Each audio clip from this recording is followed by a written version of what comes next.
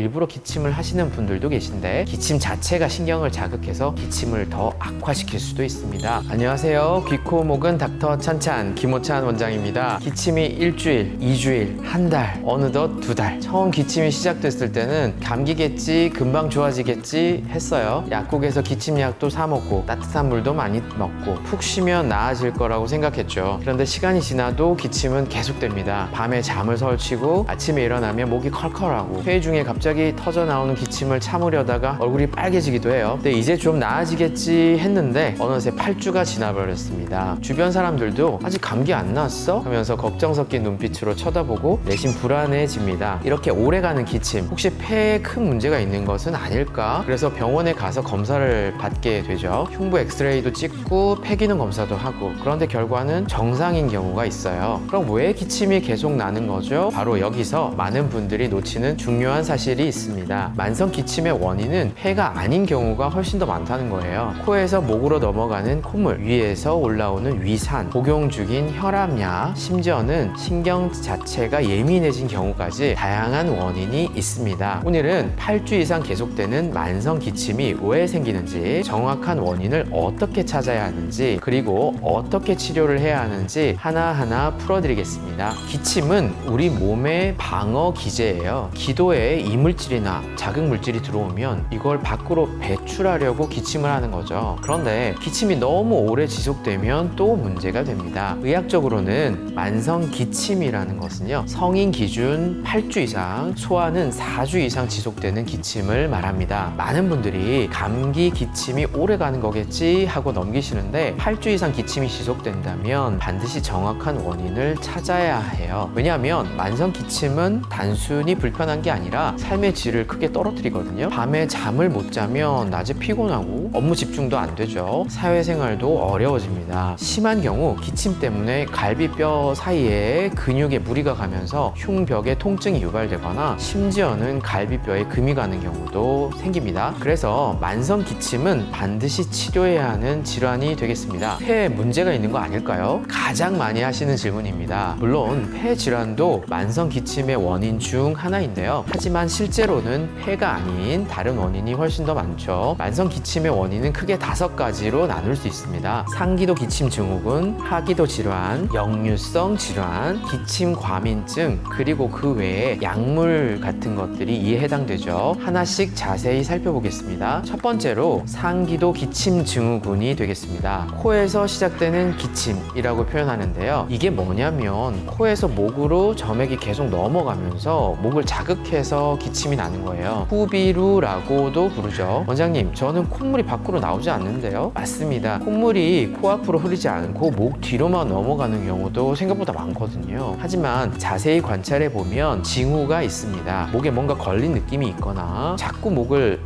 이렇게 가다듬게 되거나 아침에 일어났을 때 목에 가래가 끼어있는 느낌 같은 것들이 많이 들 수 있어요. 상기도 기침 증후군의 원인으로는 알레르기 비염, 만성 비염, 축농증 같은 코 질환들이 있습니다. 이런 질환들이 있으면 콧물이나 농이 목으로 넘어가면서 목 점막을 자극하게 되죠. 특히 환절기에는 알레르기 비염이 악화되기가 쉬워서 기침도 함께 심해지는 경우가 많습니다. 상기도 기침 증후군을 진단하기 위해서는 먼저 코 내시경 검사로 코안을 자세하게 들여다보고요. 콧물이 목 뒤로 넘어가는 걸 직접 확인할 수도 있고요. 또 농이 고여 있는지도 확인할 수 있어요. 필요할 경우 CT를 찍기도 합니다. 치료는 코 질환을 해결해야겠죠. 비염이 원인이면 비염을 치료하고요. 축농증이 원인인 경우에는 축농증을 치료하는 건데, 생리식염수로 코를 세척하거나 비강 스테로이드 스프레이를 사용하거나 또 필요하면 항생제나 항히스타민제를 처방하기도 합니다. 코가 좋아지면 기침도 자연스럽게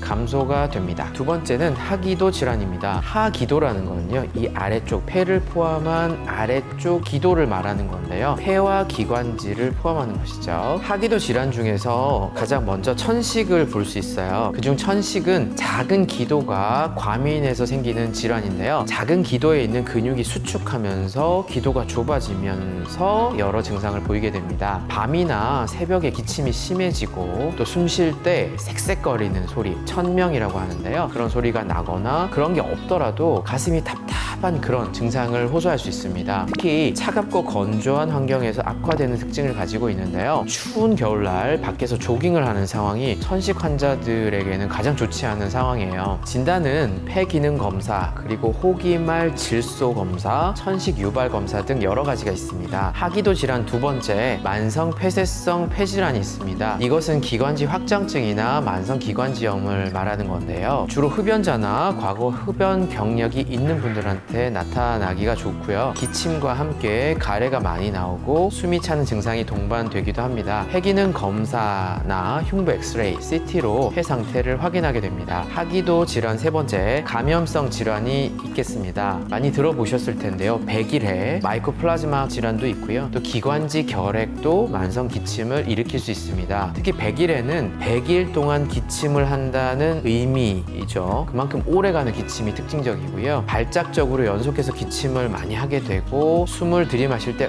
하고 소리가 나기도 합니다. 기관지 결핵은 기침과 함께 미열이나 식은땀, 체중 감소와 같은 증상이 동반될 수 있습니다. 이런 감염성 질환들은 흉부 엑스레이를 기본으로 시행하게 되고요. 기관지 결핵의 경우에는요, 기관지 내시경이라는 검사가 필요하기도 합니다. 세 번째로 역류성 질환이 있습니다. 역류성 식도염이 기침을 유발한다고요? 네, 맞습니다. 의외로 많은 분들이 모르시는 원인이에요. 역류성 질환 중에서 역류성 식도염은 위산이 식도로 역류하면서 식도를 자극하게 되고 이게 기침 반사를 일으키게 됩니다. 특히 누워 있을 때나 식사 후에 증상이 악화되는 경우가 많아요. 가슴이 쓰리거나 신물이 올라오는 느낌, 목 이물감 같은 증상이 함께 나타날 수 있습니다. 위산이 식도를 넘어서 후두까지 올라오게 되면 우리가 이것을 역류성 후두염이라고 부르게 되는데요. 이럴 경우 가슴 쓰림 같은 전형적인 역류 증상은 많지 않은데 기침과 목 이물감만 나타나는 경우가 많습니다. 후두 내시경으로 후두를 들여다보면 후두가 붓고 빨갛게 염증이 있는 걸 확인할 수 있습니다. 이 두 가지 질환은요, 치료는 위산 분비를 억제하는 약을 복용하고 생활 습관을 개선하는 겁니다. 식사 후 바로 눕지 않기, 과식을 피하기, 카페인이나 술을 줄이기 같은 그런 것들이죠. 역류성 질환은 치료 기간이 오래 걸립니다. 최소 2-3개월은 꾸준히 약을 드셔야 효과를 보는 경우가 대부분입니다. 조급해하지 마시고요.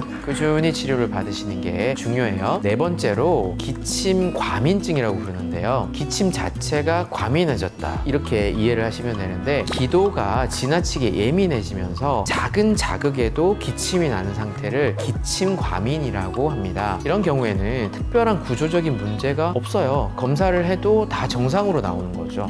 그런데 기침은 계속 나오고 힘든 상태가 지속되는 겁니다. 여기서 중요한 개념이 하나 있습니다. 기침이 기침을 악화시킨다는 거예요. 기침이라는 건요, 기도에 굉장한 압력을 주는 자극 요소가 되는 겁니다. 그러면 작은 자극에도 기침이 더 쉽게 나오게 되고 그 기침이 또다시 신경을 자극하는 악순환이 반복되는 거죠. 습관적으로 헛기침을 반복하시는 건 좋지 않습니다. 목에 이물감이 지속되거나 목이 간질간질거려서 기침을 참을 수 없이 하는 경우가 많아요. 연구에 따르면 후두나 기도에 실제적으로 병변이 없더라도 기침을 만들어내는 뇌나 뇌간이라는 부위에 신경 프로세스 자체가 변화되어서 만성적인 기침이 발생된다고 보고되고 있습니다. 단순히 기도 염증을 줄이는 약제나 기침 억제제만을 사용해서는 이런 기침을 좋아지게 하기 어렵습니다. 일부 중추신경계에 작용하는 기침약 종류를 써야 해요. 다만 이런 치료는 전문의의 정확한 진단하에 이루어져야 합니다. 다른 원인을 배제하지 않고 기침 억제제만 먹으면 근본적인 걸 놓칠 수 있거든요. 그래서 반드시 폐질환, 코와 목 질환, 역류성 질환, 약물 등 이런 것들을 먼저 확인하신 후에 기침 과민증을 진단을 해야 합니다. 다섯 번째로 약물이 있는데요. 약을 먹는데 그 약 때문에 기침이 난다고요? 네, 이것도 맞습니다. 의외로 흔한 원인이에요. 우리가 혈압약 중에서 ACE 억제제, ACE 이니비터라고 하는 종류의 혈압약이 있습니다. 약 이름 끝에 프릴이라는 단어가 붙는 그런 약인데요. 이 약은 혈압을 낮춘 효과는 좋은데 부작용으로 마른 기침이 생길 수 있어요. 약을 먹기 시작하고 몇 주에서 몇 달 후에 기침이 나타나고 밤낮 가리지 않고 계속 기침이 나는 게 게 특징입니다. 진단은 간단합니다. 약을 끊어보는 거예요. 약을 중단을 하고 1, 2주 지나면 기침이 사라지게 되면 그게 원인이었던 거죠. 다만 임의로 혈압약을 끊으시면 혈압이 올라가니까 좋지 못하겠죠. 그렇기 때문에 진료를 보시는 내과 원장님과 상의를 꼭 하셔서 다른 종류로 바꿔보시는 게 좋겠습니다. 중요한 건 기침 때문에 병원을 방문한다면 현재 복용 중인 약물을 의사에게 정확히 알려주는 게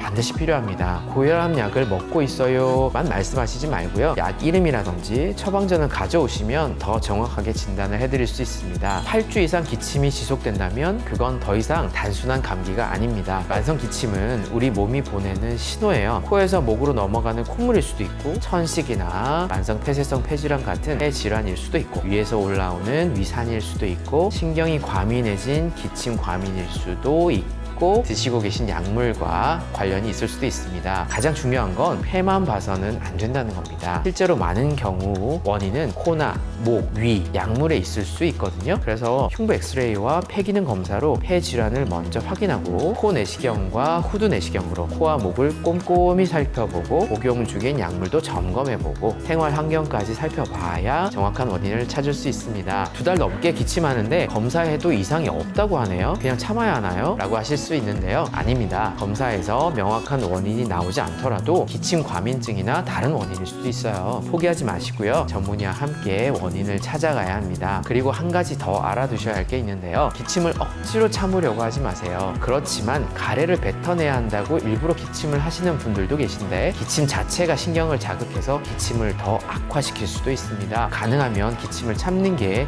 도움이 될 때도 있어요. 저희 서울 아산 이비인후과에서는 만성 기침 환자분들을 위해서 흉부 엑스레이 및 폐렴 원인균 검사, 폐 기능 검사와 더불어서 코 내시경, 후두 내시경을 통한 종합적인 진찰을 진행하고 있습니다. 장기간 기침이 계속되시거나 한절기만 되면 기침 때문에 고생하신다면 이 정도는 괜찮겠지 하고 넘기지 마시고요. 언제든지 편안하게 저희 서울 아산 이비인후과에서 상담 받아보시길 바랍니다. 추가적으로 궁금하신 점은 아래 댓글로 남겨주시고요. 오늘 영상이 도움이 되셨다면 좋아요와 구독 부탁드립니다. 지금까지 귀, 코, 목은 닥터 찬찬 김호찬 원장이었습니다.